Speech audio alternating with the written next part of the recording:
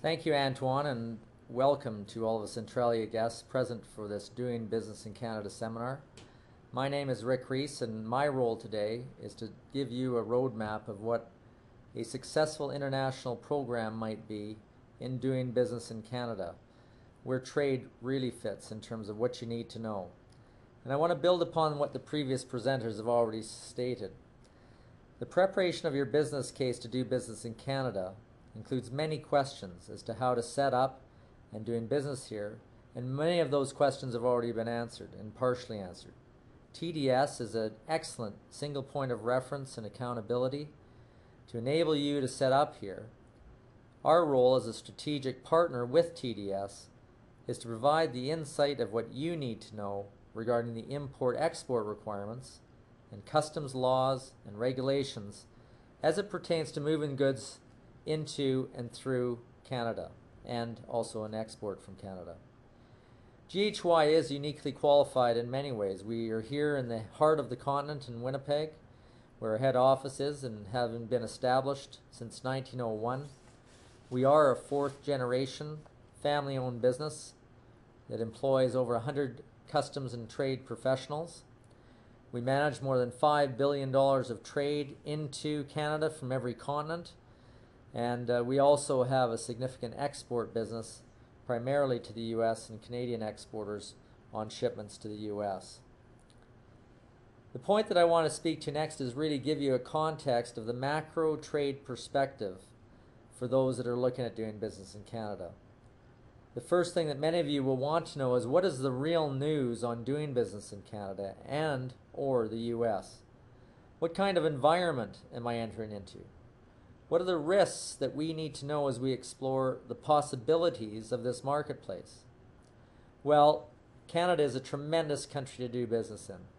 And for those that are outside of North America and are thinking in third world or developing terms, Canada is very stable politically.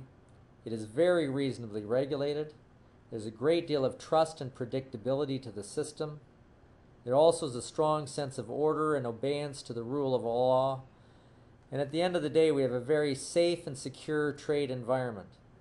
Everything is above board, and there's very, very defined rules. And a lot of those rules relative to trade are defined to the World Trading Organization, of which Canada is a signatory. Canada's primary trade partner is the United States. 50% of Canada's $400 billion of annual imports are from the U.S., and 70% of Canada's close to $400 billion of exports goes to the U.S. It's a dominant relationship, and it's governed by the North American Free Trade Agreement. It's important because, number one, with the United States and Canada, the access and the proximity and the opportunity really makes Canada a gateway to North America, especially when you look at the essence of the U.S. market, which is still 20+% of the world economy.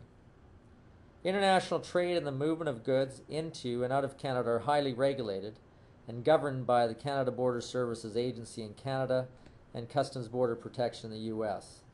The reporting of all of this stuff is highly automated, it's very predictable, and there's a very systematic methodology to report information on all goods as they move across the borders. The driving dynamic to goods moving into Canada or into the U.S. is governed by two prime issues. One, security, and the other, compliance.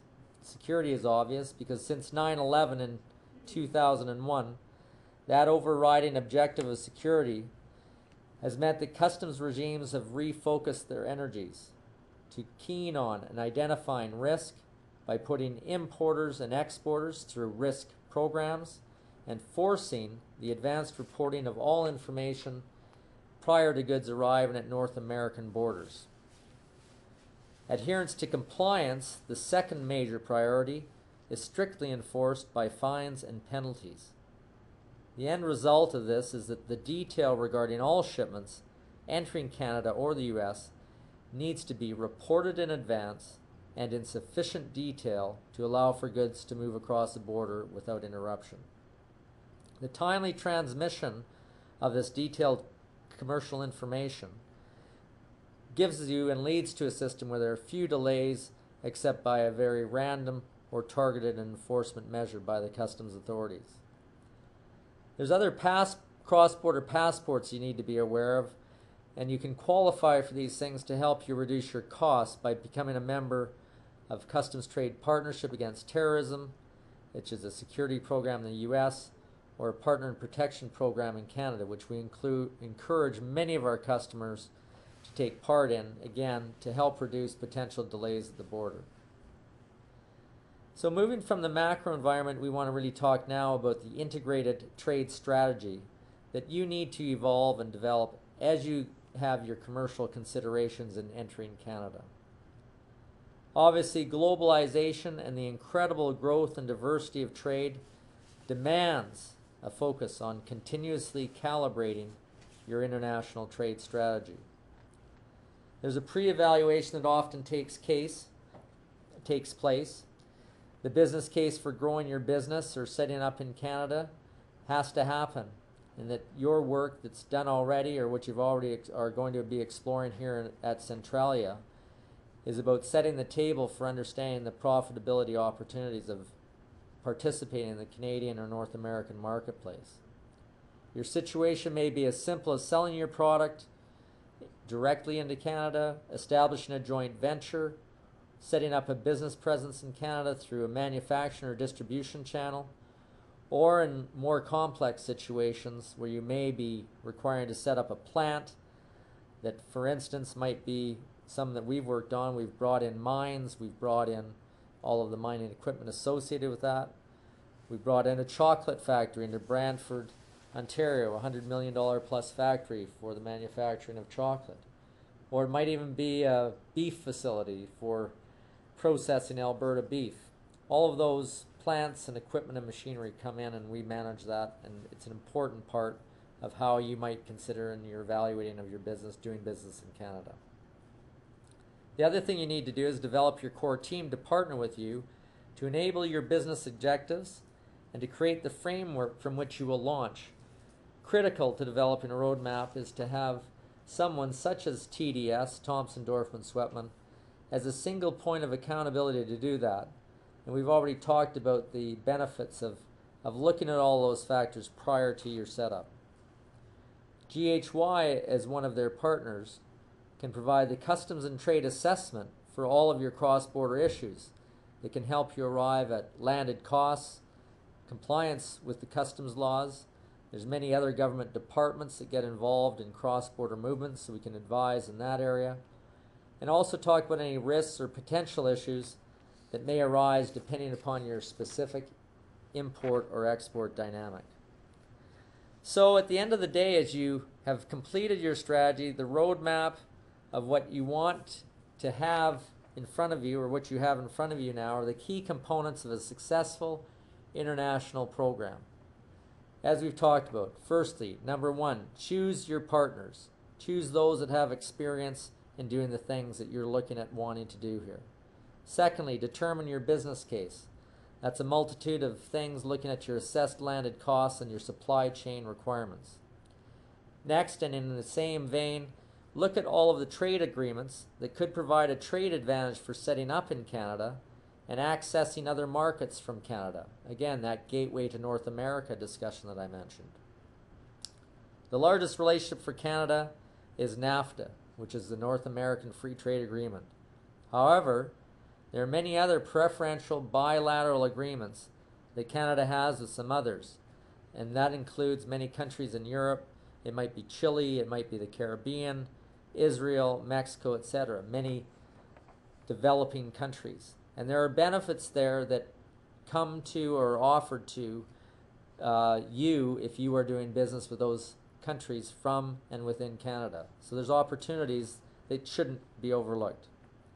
There are many programs for traders setting up in Canada where you could essentially act the same as a free trade zone, which allows for trade cost deferral or reduction. There's programs to recapture duty paid on certain products that are coming in and going out of Canada. There also in your roadmap should be an assessment of any products entering in Canada where there might be any trade actions against those products. There could be dumping duties.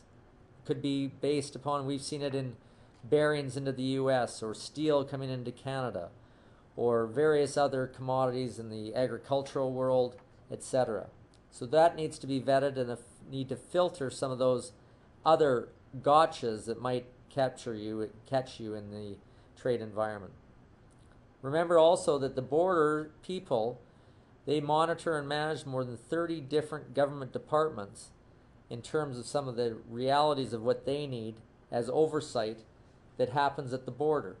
So Customs is not only looking at the movement of goods, but the Department of Agriculture and all these other different government departments can have an eye on this as well, which Customs at the border monitors.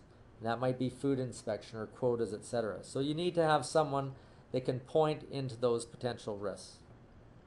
What all of this says at the end of the day is that there is an important filtering of these issues as you set up in Canada.